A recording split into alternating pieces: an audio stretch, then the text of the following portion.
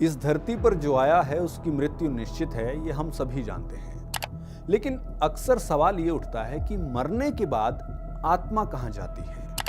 क्या आत्मा का कोई अपना घर है?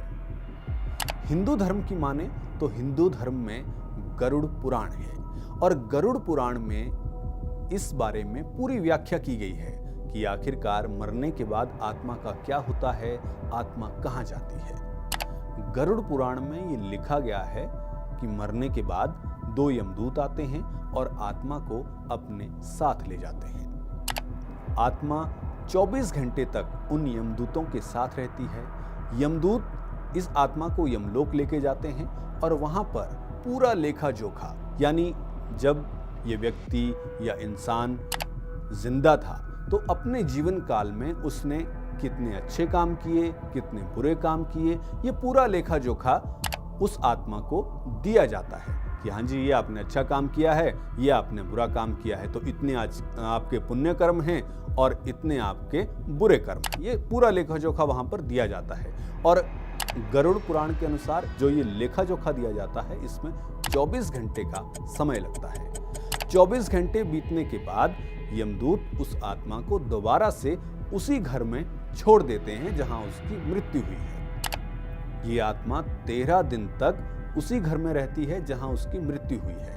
हिंदू धर्म में आप सब जानते हैं कि 13वीं की जाती है, तो 13 दिन तक जो कर्म कांड चलते हैं उस दौरान वो आत्मा उसी घर में रहती है। ये गरुड़ पुराण में कहा गया है। अच्छा, इन 13 दिनों में होता क्या है? 13 दिन पिंडदान किए जाते हैं। हिंदू धर्म में आप जानते हैं कि पिंडदान का बड़ा महत्व है, और वो महत्व क्यों है वो इस कहानी में, इस बात में आपको नजर आएगा। 13 दिन में जो पहले 10 दिन होते हैं उसमें यह कहा जाता है कि पहले 10 दिन जितने भी कर्मकांड किए जाते हैं उस 10 दिन में, यानी 10 दिन जब बीत जाते हैं तो उनमें उस इंसान का जो अब आत्मा बन चुकी है उसके आत्मा रूपी शरीर के विभिन्न अंगों का निर्माण होता है। 11वें और 12वें दिन जो पिंडदान किया जाता है उसमें त्वचा और शरीर, यानी जो मांस होता है, आत्मा रूपी उस शरीर का मांस और त्वचा का निर्माण होता है। और 13वें दिन जब 13वीं की जाती है तो उस 13वीं में जो कर्मकांड किए जाते हैं, जो भोज दिया जाता है लोगों को, उससे आत्मा को इतना बल मिलता है कि वो यमलोक की यात्रा कर सके। अब 13वां दिन जब आता है तो आत्मा मृत लोक से यमलोक की तरफ यात्रा करती है। ये यात्रा कितनी कठिन है या कितनी सरल होती है, ये भी उसमें कहा गया है, यानी गरुड़ पुराण में कहा गया है।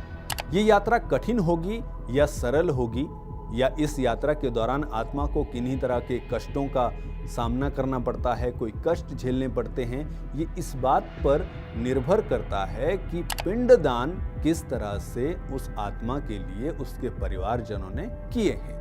यानी 13 दिन तक अगर परिवारजनों ने पिंडदान किया है तो आत्मा को बल मिलता है और उसी बल के बलबूते आत्मा यमलोक की यात्रा करती है। अब सवाल यह भी आता है कि अगर पिंडदान ना किया जाए तो क्या होगा? इसका उल्लेख भी गरुड़ पुराण में किया गया है।